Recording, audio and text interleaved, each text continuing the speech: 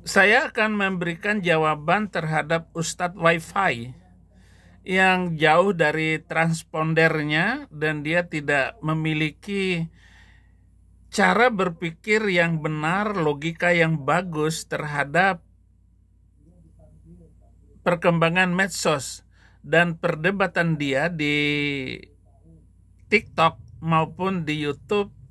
Dia memang menikmati karena kepandaiannya dalam berbicara, tetapi mengambil angle cara berpikir yang keliru, saudara-saudara. Mari kita dengarkan apa kata Ustadz Wi-Fi. Ada juga yang bertanya, mereka sudah memiliki paham bahwa Islam ini agama yang nggak benar. Mereka terpapar Islamofobia. Apapun jawaban kita, pasti akan menyebabkan kesalahan menurut pola pikir mereka. Mereka tidak sedang mencari kebenaran. Mereka tidak sedang mencari jawaban. Mereka hanya ingin mempertontonkan bahwa Islam ternyata agama yang buruk. Oke. Saya adalah mantan muslim. Saya guru, orang bisa tahu dan hampir 20 tahun saya menjadi orang Kristen. Bukan karena nggak mengerti ataupun asal-asalan. Saya sangat percaya dengan Islam dulu dan yakin sekali bahwa Islamlah ajaran paling sempurna. Kalau saya mengatakan Islam itu tidak benar, sebab apa? Satu, janji-janji ajaran aneh yang tidak pernah diajarkan oleh nabi-nabi sebelumnya. Seperti surga dan neraka, siksaan kubur, rukun iman, rukun Islam. Kenapa ada rukun Islam? Ya, karena Islam adalah agama yang gak akan rukun dengan agama manapun di dunia ini. Jadi agama yang tidak rukun. Hanya Islamlah yang ada ajaran rukun Islam. Bahkan dengan sesama muslim, mereka nggak akan rukun sampai kiamat. 3 emporium Islam hancur berantakan. Sebut saja Bani Umayyah, Bani Abbasiyah, dan Turki Utsmani. Apakah Ustadz mau coba lagi bahwa sistem Islam masih bisa dibangun kembali? Jangan mimpi di siang bolong. Kalau Islam bisa diandalkan untuk membangun dunia ini dengan baik. Allah Subhanahu wa Ta'ala itu hanya imago, delusi, angan-angan kosong Muhammad sang buta huruf yang dianggap mulia oleh persatuan kadrun seluruh dunia. Misalnya, dia dibedah perutnya sewaktu kecil oleh Jibril, diambil hatinya, lalu dibelah-belah, lalu dicuci dengan air zam-zam dalam mangkuk emas. Percaya ke Ustadz dengan cerita itu? Dia juga cerita, dia naik ke langit, menerima perintah sholat waktu 5 sehari dengan menunggang buruk, kuda terbang kecepatan 10 kali cahaya tanpa helm dan tabung oksigen, dan kemudian hanya kurang dari 12 jam kembali lagi ke Mekah dan duduk di Ka'bah. Padahal kesaksian dari Ummu Hani, dia tidur dengan janda kembang CLBK setelah Khadijah meninggal. Siapakah yang bisa menanggung derita cerita aneh seperti ini? Hai Ustadz Wi-Fi, apakah Ustadz masih punya sinyal? Coba geser dikit posisinya, biar terang dikit suara Anda. Jadi jangan terpapar oleh ajaran Wi-Fi ini, saudara-saudara. Yang ketiga, jawaban saya, Al-Quran itu hanya dongeng orang-orang terdahulu. Wa iza qila lahum maza anzala rabbukum qalu asatirul awwalin. Dan apabila dikatakan kepada mereka, maksudnya kepada orang Islam, apakah yang diturunkan Tuhanmu? Mereka menjawab, dongeng-dongeng orang dahulu. An-Nahl surat ke-16 ayat 24. Banyak sekali ayat-ayat yang mengatakan bahwa ayat ini, Quran itu hanyalah dongeng. Kenapa? Masuk akal nggak kamu, Ustadz Wifi, cerita-cerita dongeng seperti itu? Semua muslim akan mengatakan bahwa peristiwa Isra Mi'raj itu adalah dengan jasadnya sekaligus. Karena nggak mantap kalau hanya mengatakan hanya rohnya saja. Setiap tahun diadakan ini Isra Mi'raj, naik ke langit, lalu melihat tentang surga dan di neraka, bahwa nanti di surga akan tidur dengan 72 bidadari. Kemaluan nabimu itu akan tegang selama 70 tahun. Pantas saja kamu itu nggak berubah-ubah pikiranmu. Pantas saja banyak mu'alaf, dongok itu.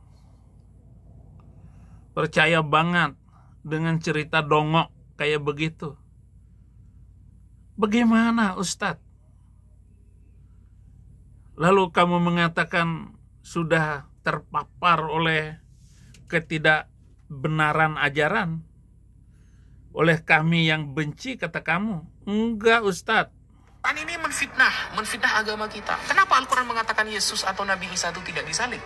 Lalu Al-Quran tidak bertanggung jawab dengan tidak menyebutkan siapa yang disalib. Kalau memang Nabi Isa tidak disalib, lalu siapa penggantinya? Al-Quran nggak bertanggung jawab. Kamu bilang tadi bahwa kami terpapar oleh Islamofobia. Kalaupun iya, itu karena ucapan dan kelakuan kalian yang tidak sesuai dengan fakta. Apa yang diomongkan dengan apa yang diajarkan berbeda. Dan fakta memang terjadi perusakan tempat ibadah akan terus menerus.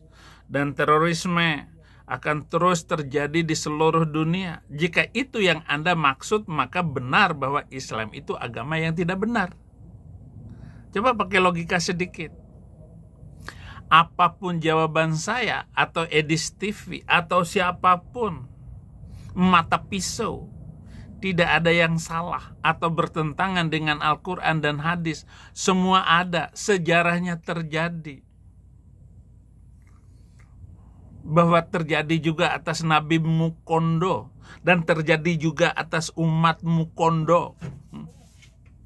Terjadi semua kan? Orang-orang yang malas ataupun malu ataupun tidak mau lagi untuk pindah keyakinan, mestinya harus pindah. Karena Islam tidak bisa dibenarkan dan hukum-hukumnya tidak bisa dipakai lagi, digunakan oleh siapapun.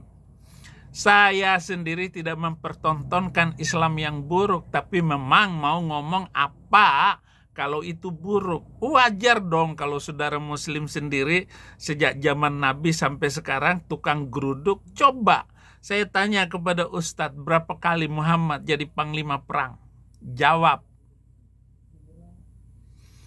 Ada nggak Yesus bawa golok nyakitin orang yang tidak mau ikut dia? Pantaskah ajaran Islam itu untuk diterapkan dan dihidupkan lagi zaman sekarang? Ya, kalau sekedar KTP boleh. Jangan lagi buang-buang waktu jengkang-jengking 5 kali sehari. Ada pula sembayang mayat disembayangin. Itu karena tidak ada data sejarah. Ibadah model apa seperti itu? Kamu bilang memfitnah. Zuma bilang akan memenggal leher saya karena mengatakan Muhammad pedofiler. Ya, saya akhirnya nggak mau balik ke Indonesia meskipun saya dijemput oleh Krishnamurti ke California dan dia naik pangkat, gua yang dihukum. Dia tawarkan berbagai macam fasilitas agar kembali kita bersama-sama lagi. Nggak maulah. Saya sudah pakai kalung emas kayak begini, masa nggak boleh? Haram ini. Kalung emas, cincin emas, jam emas, itu haram. Masa dengan begitu saja diharamin?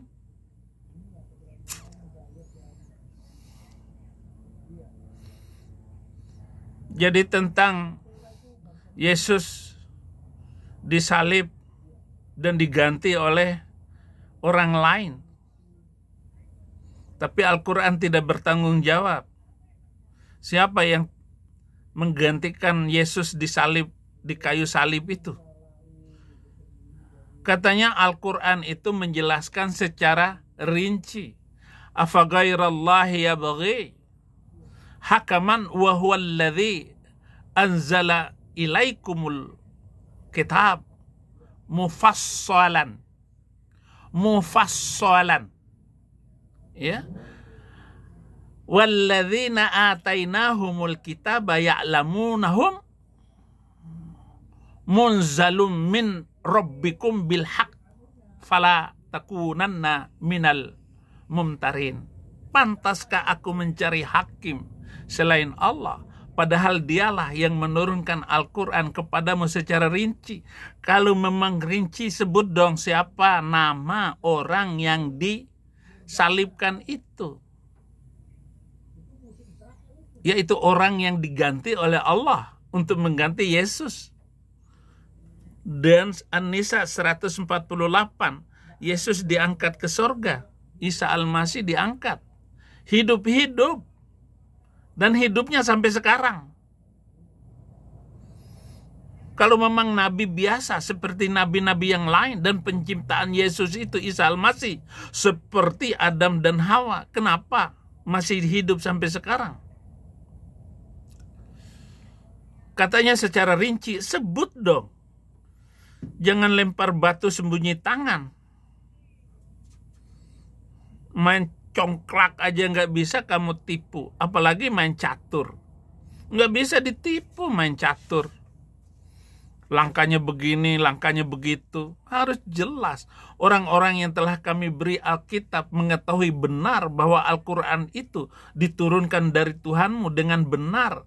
Maka jangan kamu termasuk orang-orang yang ragu. Saya ragu dong. Bagaimana kamu memberikan keyakinan kepada saya tentang Quranmu itu? Kalau orang seperti saya enjoy berpikir. Saya sangat logis. Nilai logika saya paling tinggi dari yang cum laude waktu itu. Teman-teman saya masih banyak yang hidup sampai sekarang. Silakan datangin. Bahwa logika saya, terutama saya sangat menjaga logika saya, bukan nilai pelajaran. Kejujuran dan kebenaran berbicara itu lebih penting bagi saya.